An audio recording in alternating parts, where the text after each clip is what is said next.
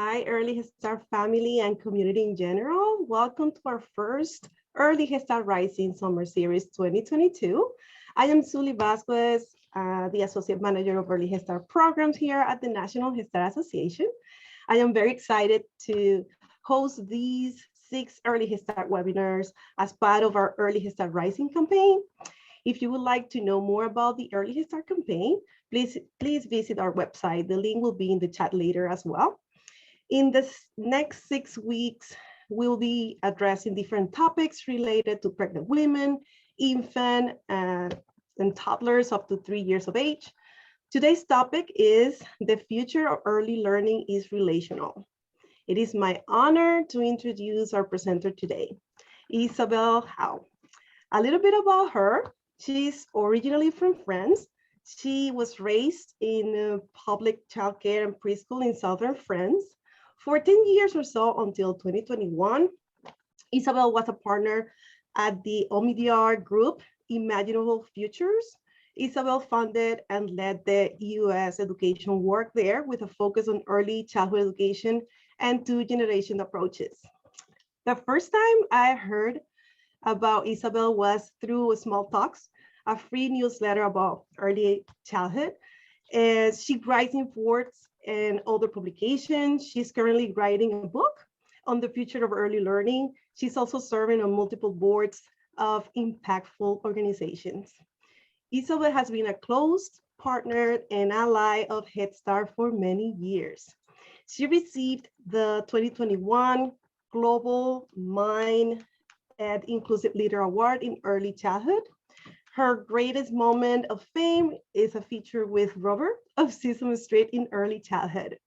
Before Isabelle starts her presentation, I want to remind you to mute yourself so we can hear the presenter. If you have questions, please put them in the chat. We will have some time to answer some questions at the end of the presentation. Without further ado, Isabelle, the floor is yours. Yeah, thank you, Zuly, for this amazing introduction. And good morning or good afternoon, depending on where you are in the US. It is a pleasure to be with you all, to be the first one of this series.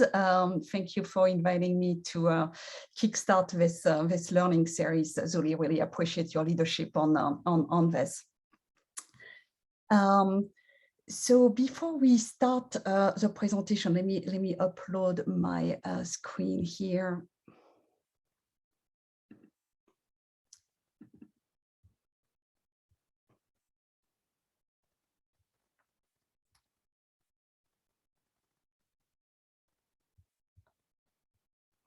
Give me a moment to make sure I'm in the right mode.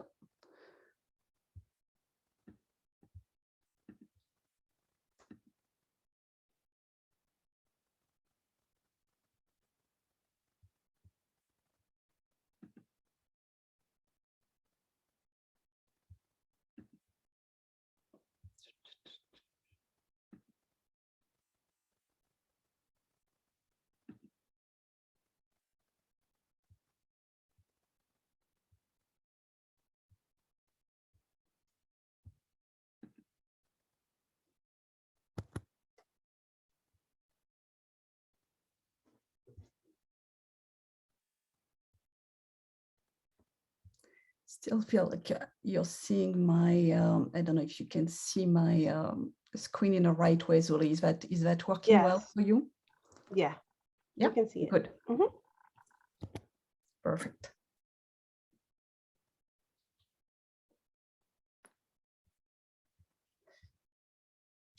So before we start the presentation, I wanted to, I just feel like I have such a heavy heart, most likely like many of you today, and wanted to take the opportunity to extend publicly my most sincere condolences to all the families who have lost little ones, to the teachers and the parents who were involved in mass shootings.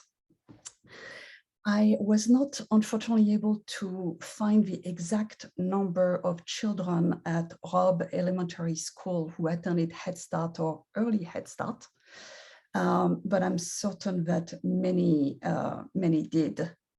So I laid out all the HeadStart in Uvalde and wanted to extend my gratitude to all HeadStart, to all the HeadStart community there.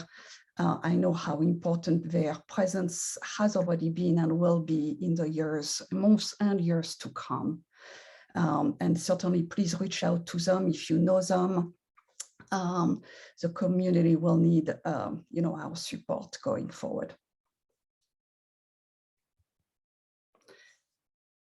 So Zoli introduced me already, so I will go very quickly here just to say that, to highlight one thing that Zoli already mentioned, which is that I have been a big fan of HeadStart for many years. I try to count how many HeadStart centers and early HeadStart I have visited. I think I've been to at least 25 states.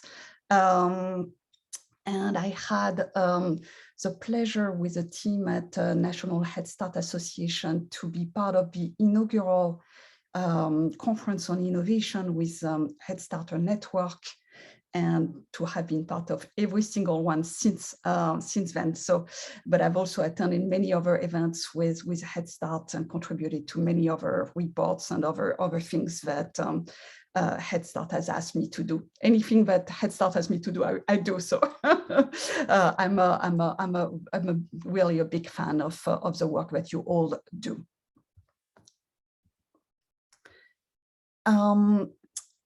So on this question about relationships,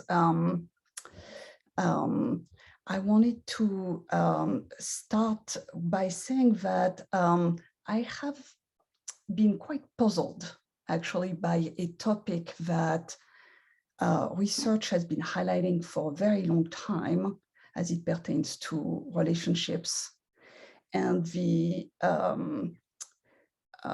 lack of attention and focus, of intentional focus that we put in practice on relationships. And this is a lot of what I'm going to share today. So I laid out here 3 quotes. I love quotes, so there were many more that I could have selected. And some of those words are really, really powerful. I mean, the one from Uri Bronfenbrenner, who was, as many of you probably know, one of the founders of HeadStart, is very, very powerful. Someone's got to be crazy about that kid. This is number 1, first, last, and always. Or this next one by Dr. Bruce Perry, relationships are the agents of change, and the most powerful therapy is human love. But many, many other thinkers and education leaders have spoken about the importance of relationships. On the next slide, I'm just turning to the agenda for the session. I will cover a little bit about the science. Then I will go into this issue that I just mentioned about our relationship crisis and the disconnect between what the science is telling us and where we are, with more than 1 out of 3 young children not having today a caring adult relationship in their lives, and the situation getting actually worse. And then last, what I'm hoping to be more of a discussion with all of you is what could be solutions in thinking about a future that could be more relational. So on the next slide, I'm laying out 3 pretty sobering experiments. One was done in long time ago in the 13th century by this leader, Frederick II of Prussia, who wanted to understand how kids learn languages.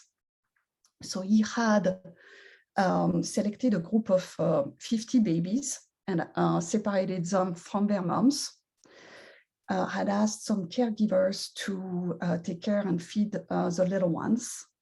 And his idea was to effectively see how those little babies would learn and which language they would learn naturally.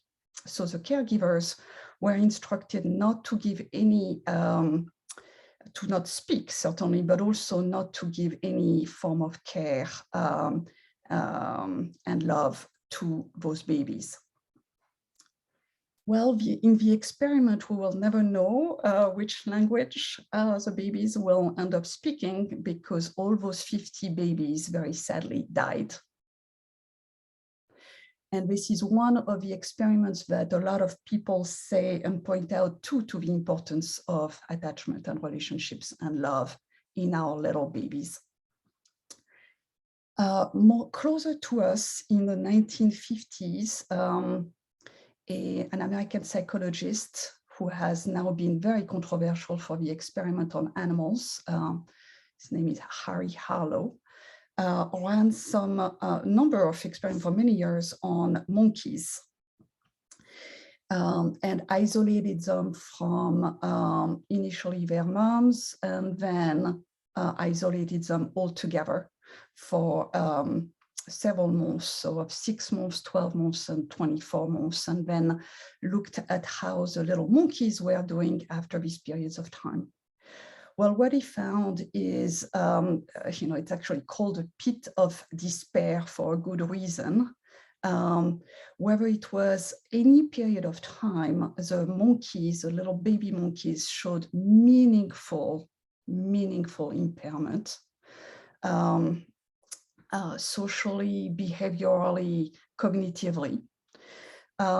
Some were able to recover when they were assigned with other little, actually younger monkeys. I'm not sure exactly why, but that was interesting. And but certainly tremendous negative impact of isolation.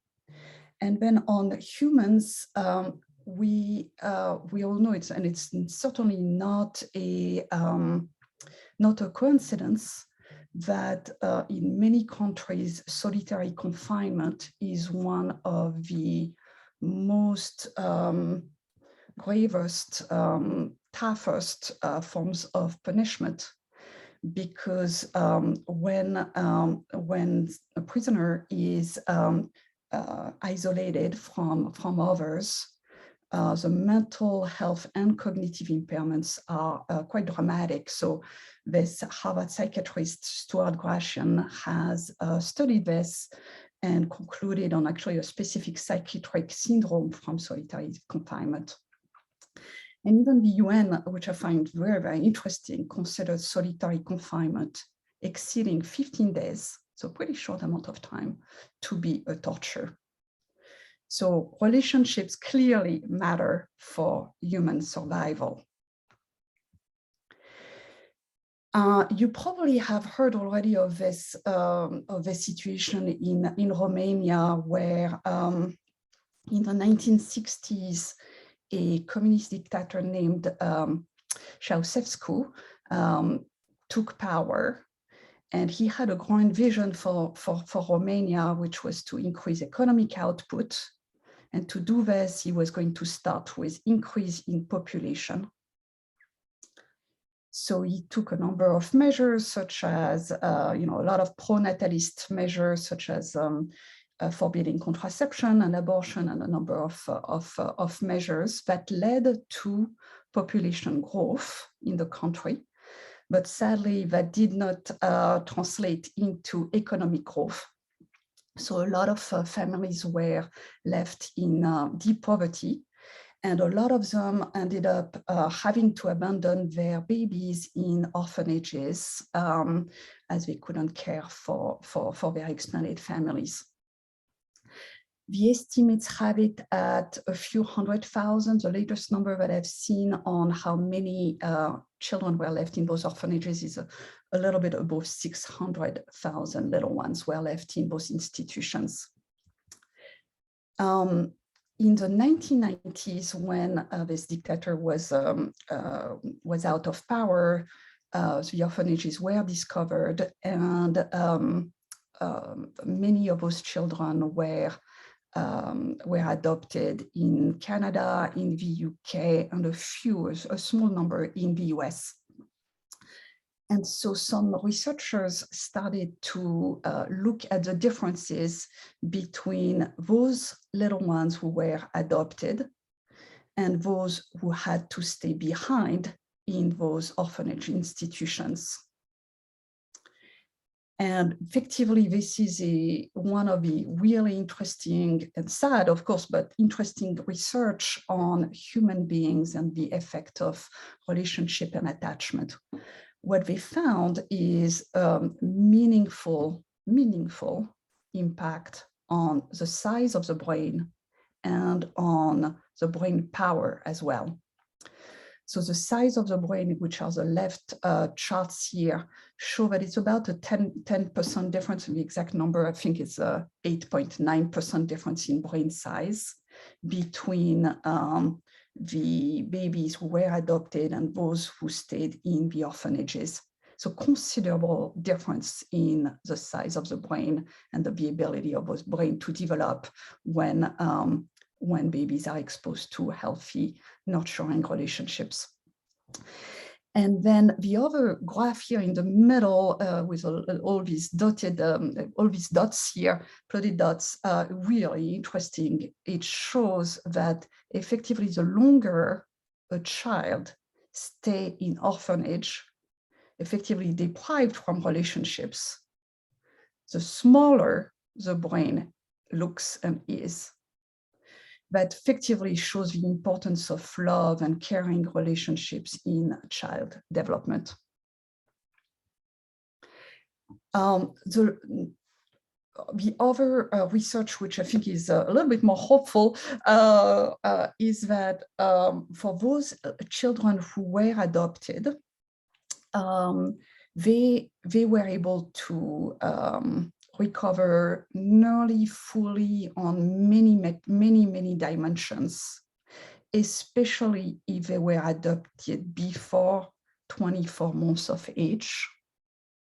There is apparently in this experiment a big cutoff at 24 months and a big difference between those who were adopted at 24 months and those who were adopted at 26 months. One big thing that kids were not able to recover from is ADD, even for those who were adopted before 24 months. So clearly, what was pretty extreme examples illustrate is that love grows brains and that relationship deeply matters. I mean, we are effectively wired for connections as human beings. You know, our brains have this part of the brain that is constantly on, which some people call the default network when we are born, that is deeply relational and tests for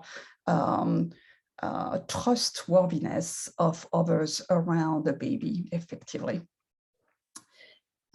We are also at very young ages as babies able to have empathy for others. There are some really interesting experiments that show that, which is very interesting. And then the other piece that's also fascinating and probably the most interesting out of this slide is that human connections can actually be primed. I think this is one that's really interesting for all of us. So there was an experiment on 18 months old that were shown dolls either back to back or face to face. And if a child was effectively shown this picture of dolls that was face to face, they were 3 times more likely to have helpful behaviors than if they were shown different pictures.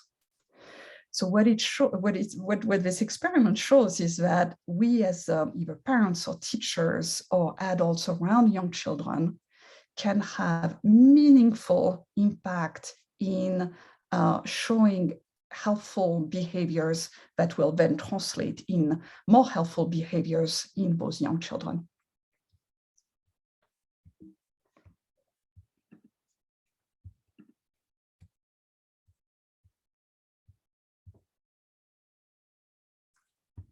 Sorry, 1 second, I lost my comment here. Oh, here we are. Relationships also matter for well-being and longevity. You may know this already, but I thought I would summarize some of the research on this. One is from a researcher that has studied places in the world where people live the longest, what is called blue zones. And one of them is this beautiful island, which I've never been to, but I'm like picturing it as a beautiful island in the south of Japan, Okinawa, that has by far the highest number of people that are living above age of 100. And that density in Okinawa is actually 4 times greater than the one in the US, so meaningfully higher. And you can see here, this is a K-pop group picture of a group of singers in Okinawa. And I was told that the median age group of this K-pop group is 84-year-old. So anyway, the reason behind the longevity on this island, outside of maybe the weather and maybe healthy food, is often connected to a philosophy of what is called Yuima-ru, and sorry for my non-Japanese accent, which stands for the belief in interconnectedness between people. And then this translates into early childhood into what is called moai, which are groups of support, typically between 5 and 10 children, that are paired together and that are formed in the early years and really for life. And those support groups can be for, for fun, like this group of singers that, that have stayed together.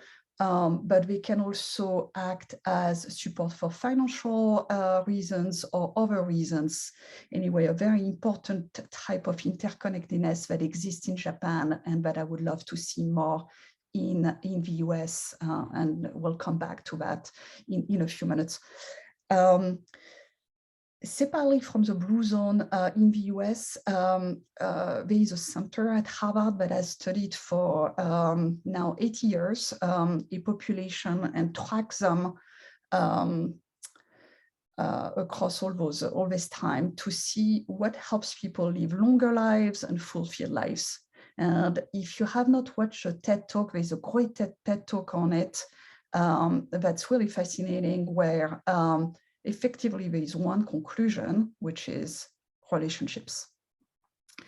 And then there are many, many loneliness studies that have been conducted that also point out to the same conclusion. One that I really like, which I think is very, very telling, is a lack of social connections increase mortality to the equivalent of smoking 15 cigarettes a day. So quite stunning in terms of effect on longevity.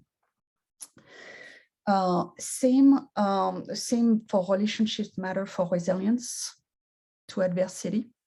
So there is another really interesting study in the US that was done in Hawaii that tracked a cohort of little ones born in 1955 across many years.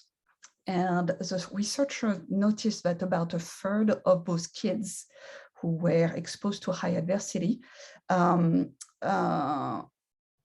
actually had excellent outcomes. And so she looked at why this 1/3 of kids did so well. And the one common factor, again, was one relationship. And it didn't have to be with a parent. In that instance, it could be a non-parent caregiver, very often a family member or another form of mentor in the community. So the American Academy of Pediatrics last year came up with a really detailed and fantastic analysis on this, and highlighted the importance of relationships to mitigate childhood toxic stress and increase resilience in young children. So it's now at that level where, even the, some of these most expert organizations are elevating the importance of relationships, which is great. However, the call to action by the American Academy of Pediatrics was really focused on health. They called it relational health. And clearly for me, I was a little disappointed because I think more about relational development or relational education. And I would like this AAP recommendation to not only apply to pediatricians and nurses, so to the health sector, but also to the education sector, to parents, to a broader community of actors who interact with little ones, making relationships critical everywhere where kids are.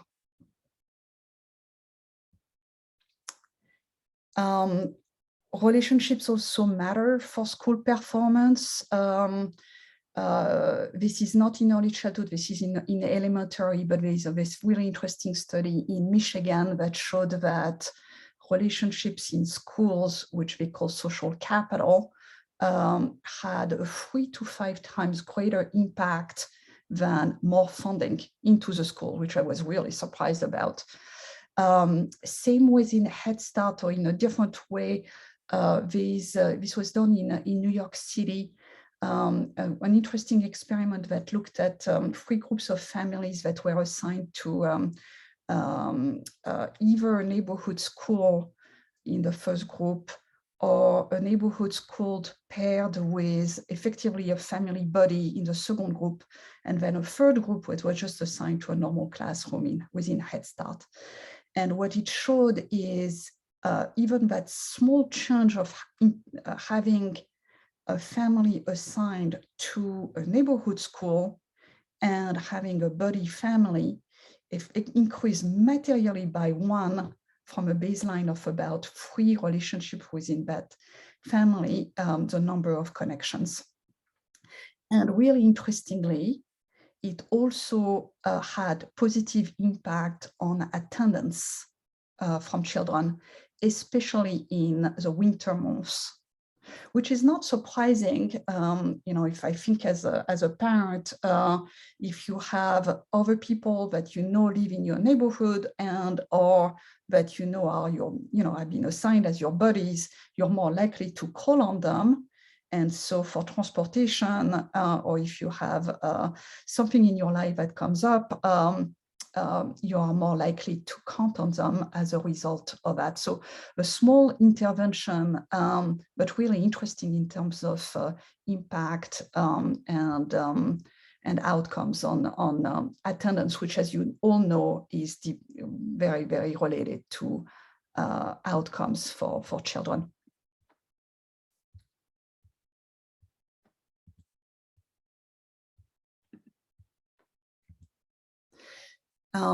And this was done for slightly older children. I think this was done in middle school and high school. But I thought this was fascinating in terms of how relationships impact school outcomes. And you can see here that the horizontal lines is a number of strong relationships, and everything is going up. So academic motivation, social emotional skills, responsibility of children, high risk behaviors is going down.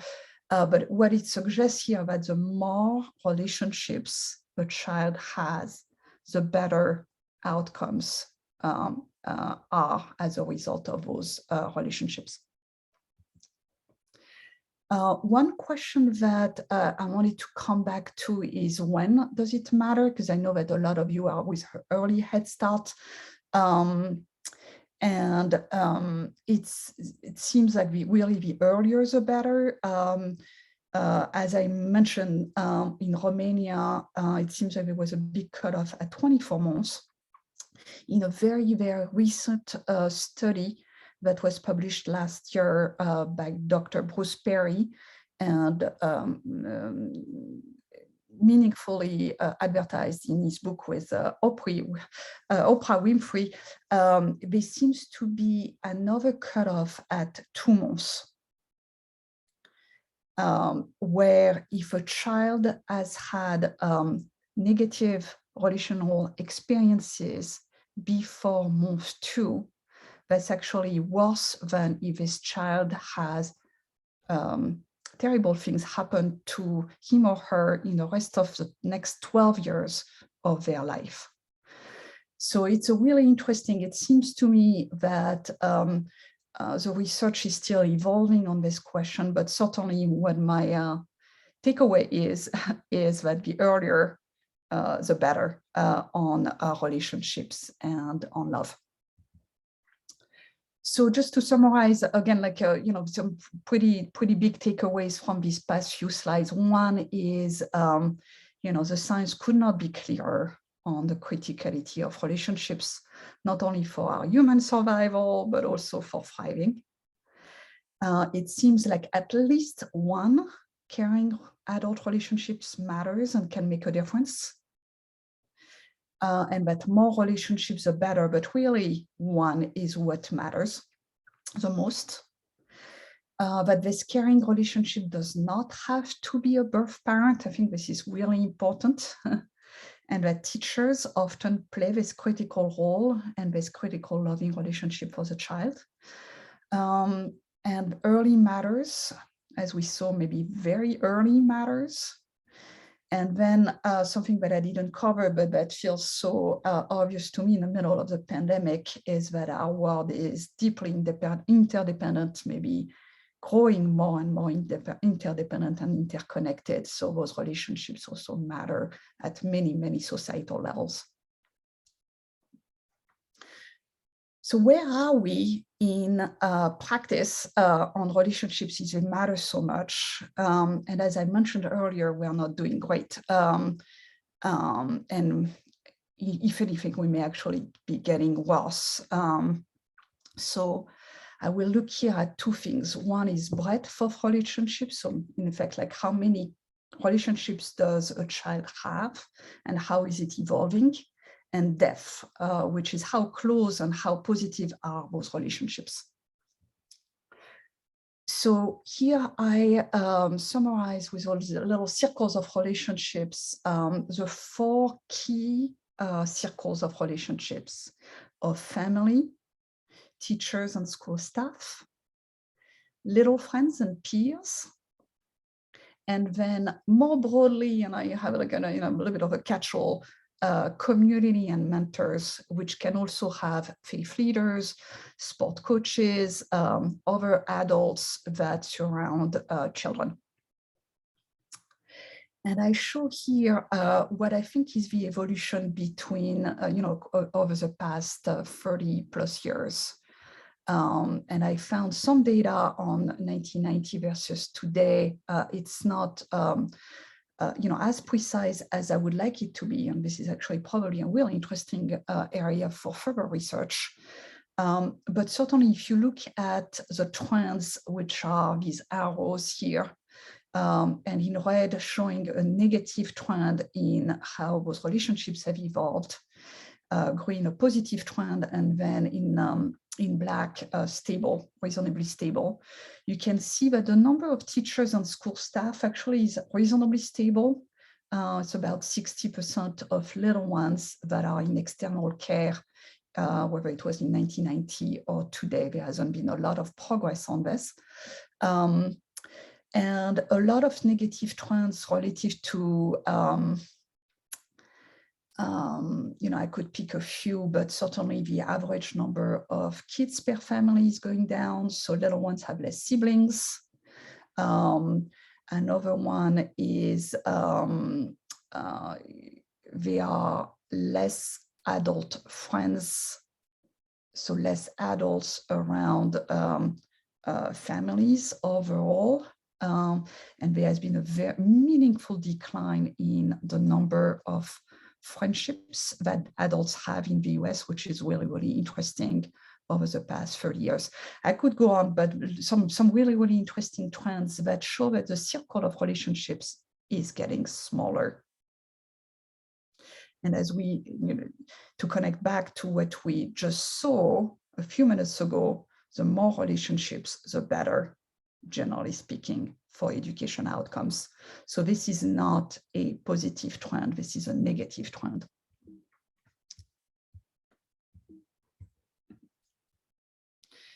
And then in depth, it's interesting, there is one set of studies that was done, and that's reasonably old. It was done in 2014, but really was based on 2001 data. So I would say it starts to be a little bit old, which showed the secure attachment and how many kids, little ones, have secure attachment.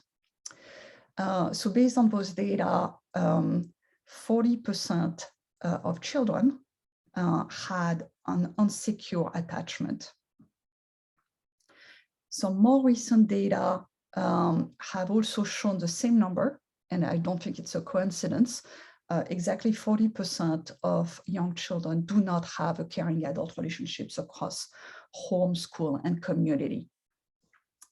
And then you may ask, okay, how is a pandemic? Is a pandemic helping or not? And there are some contradictory effects here from the pandemic. On one hand, kids have maybe spent more time at home with parents, so it may be actually a positive factor. Yet some of the data that have come out here, it's the data from Columbia University, have actually shown that the emotional connections between mom and baby has actually come down. And this was in 2001, in August, that those data, that the researcher showed those data. But you can see, this is a right-hand side graph, that pre-pandemic, she was showing 40% of kids having an emotional connection, being emotionally connected, with a parent. And then post-COVID, whether mom was exposed or not exposed to COVID-19, this emotional connection had dropped to 20%. So a 50% drop in emotional connection between mom and baby.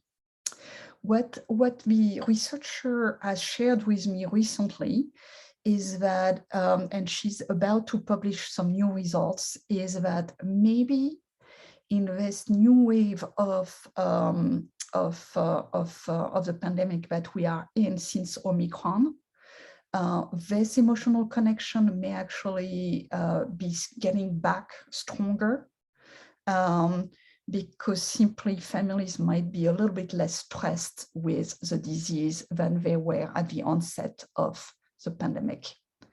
And one note here is that this study was done in New York City. And if you remember the story of COVID that we all lived through, New York City was one of the heaviest hit at the beginning of COVID. So those numbers are interesting, but I would put them in context of New York City and moms being particularly impacted by the stress, but also by the disease itself. So looking at what are the barriers to caring relationships, there are many of them. Some that have to do with individuals and interpersonal relationships, but many have to do with society at large. And there is not one that's greater than others. They are all impacting those relationships and emotional connections between parents and children. The one that may merit just spending a few minutes is stress. So there's this researcher at the University of Oregon, Phil Fisher, who has tracked emotional distress in parents, caregivers, and in children since the onset of the pandemic. And you can see here a number of stress, loneliness, anxiety, and depression manifestations since COVID. Loneliness actually is back to normal levels. All the three others are still at meaningfully elevated levels in parents and caregivers. And then the little chart at the bottom, that's probably unreadable for most of you, but just so that I explain, the yellow bar is for parent stress, and the little gray bar is for children's stress. And this is the number, it's based on the number of hardships that a family may have experienced during the pandemic. And it clearly shows one thing to me, which is that not only obviously the number of hardships impact the entire family naturally, but also that child stress goes up when parent stress goes up.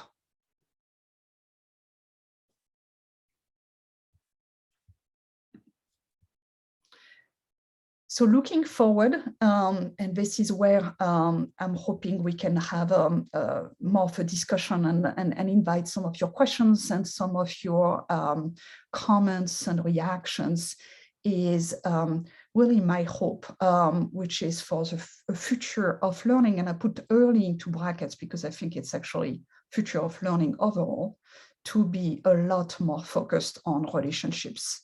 If we know that they are as important as they are from science, and if we know how big of a problem they are, we need to do something about it. So how can we be more intentional in ensuring that relationships are a greater focus everywhere where young children are? And starting certainly with parents, how can we have more families in groups? And I put some examples here, and I'm happy to go back to some of those if that's of interest, but how can we have more relational parenting? How can we best support our families to mitigate the stress levels, whether this is anti-poverty measures, certainly leaving more time for family leave, for bonding early on, if we know that this early period is so important. How can we also leverage technology, knowing that families spend a lot of time there on tech devices? So how can we make it more for good and encouraging family activities?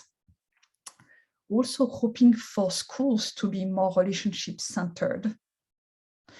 And so that is a set of recommendations that was put together, not in early childhood, it was put together for middle and high school in California by a group of students, actually, focused on racial justice, on what is a relationship-centered school.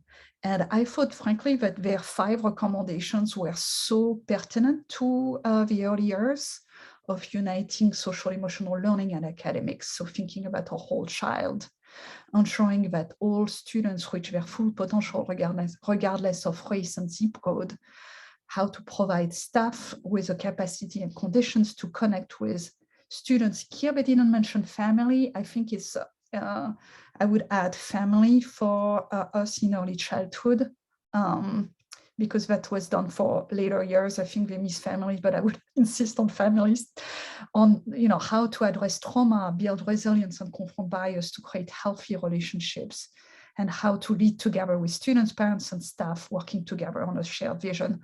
I mean, all of this is just almost a dream vision for early childhood that declined to me into three really big prongs of investing in staff.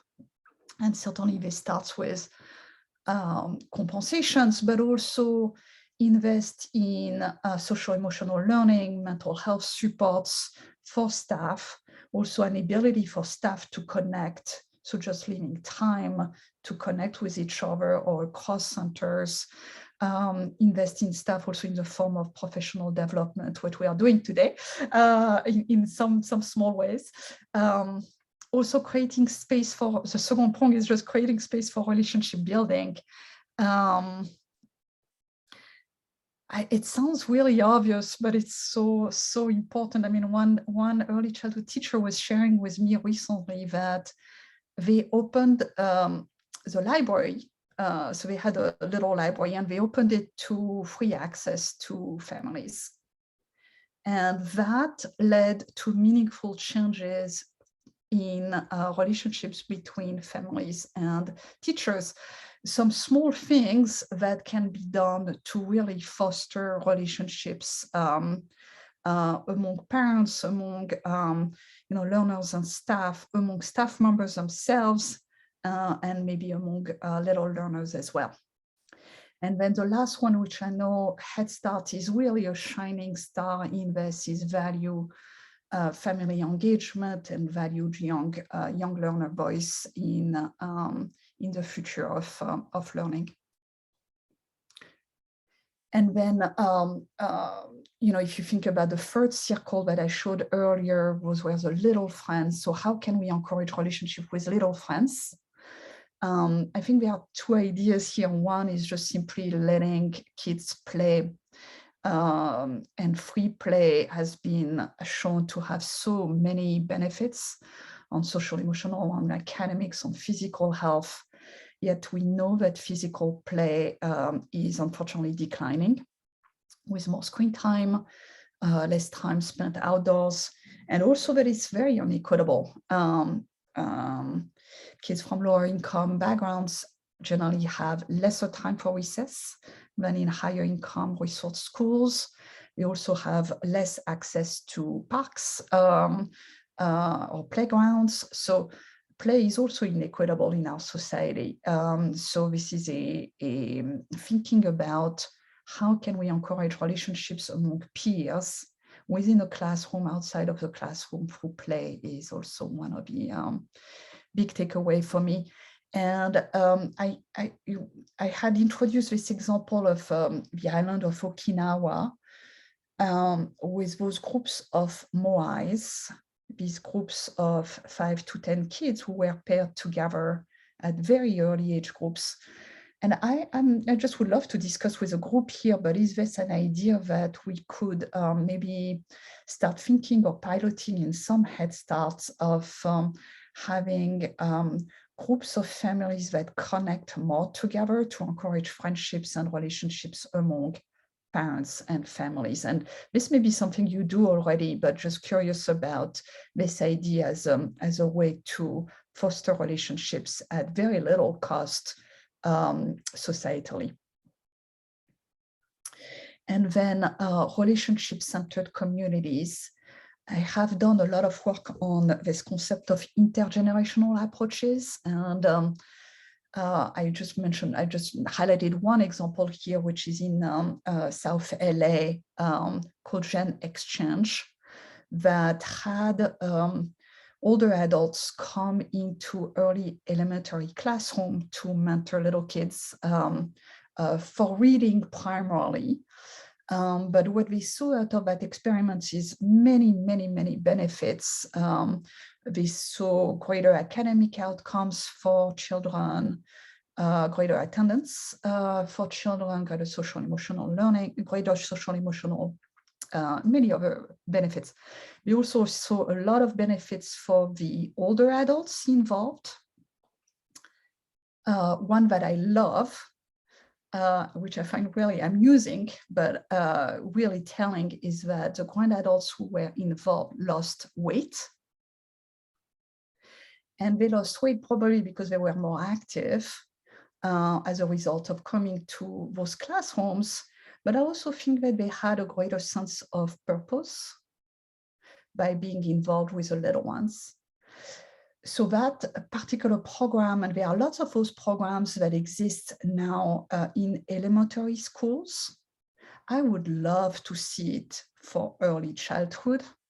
Someone had suggested recently the idea of a care corps of 1 million grand adults that would be supporting early care and education. I think it's really, really interesting. How can we involve volunteers into the lives of our little ones and reconnect older and younger ones?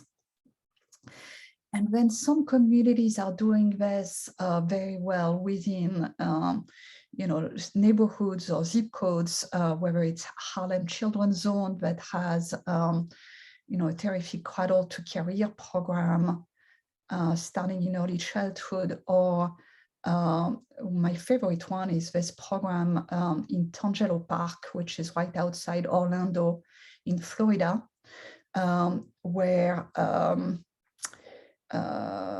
this philanthropist who is pictured here behind this little child, Harry Rosen, funds all free childcare and free higher education for anyone graduating from high school in that community. And in less than 20 years, by funding all free childcare and free higher education, they have now achieved 100% high school graduation, and literally, like, it's like all like meaningful benefits in the community, such as you know, higher housing costs because nobody wants to leave, or those, you know, because there are all these, you know, huge benefits relative to other adjacent communities, and, you know, less violence, better lives. Anyway, like a lot of super benefits out of these very simple interventions in Tangelo Park. So really interesting to also think about relationships in the context of communities. And then one final quote before we open to questions and comments, and would love to hear from all of you, is you know, this one, which I think is very powerful and sums it up, sums it all. Nothing has more impact in the life of a child than positive relationships.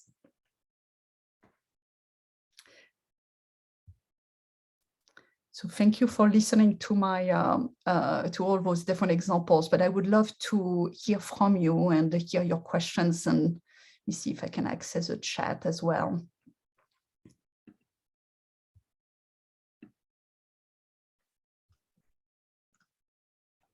Thank you, Isabelle, for this informative webinar.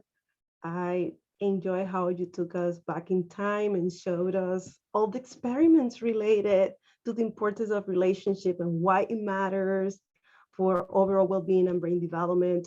If any one of you have any questions, please put it in the chat.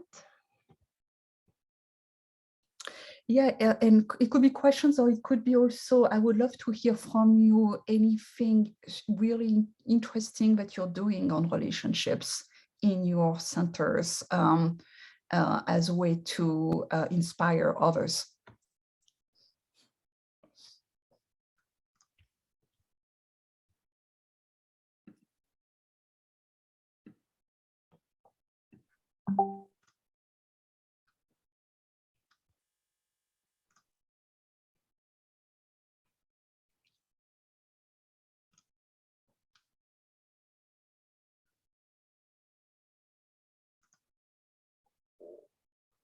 I know when I was in the field, one of the main things that my program was working on was those interactions and finding ways to create meaningful interactions with the kids, with the families as well, and how to involve the families in that. I think it's important to educate parents and families in the importance of interactions and communicate and talk with the children's, to the children's every day on a daily basis.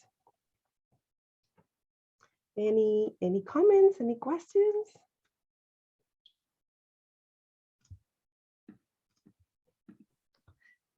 It's a shy group. I don't think it is. But well, thank you very much to all of you. I just have here, and I think Zuli will send the slides as well, but I have my contact information, my email, and Zuli also had referenced Small Talks, which is a free weekly newsletter that I write on early childhood. So if some of you are interested in signing up, it's free and weekly in your inbox.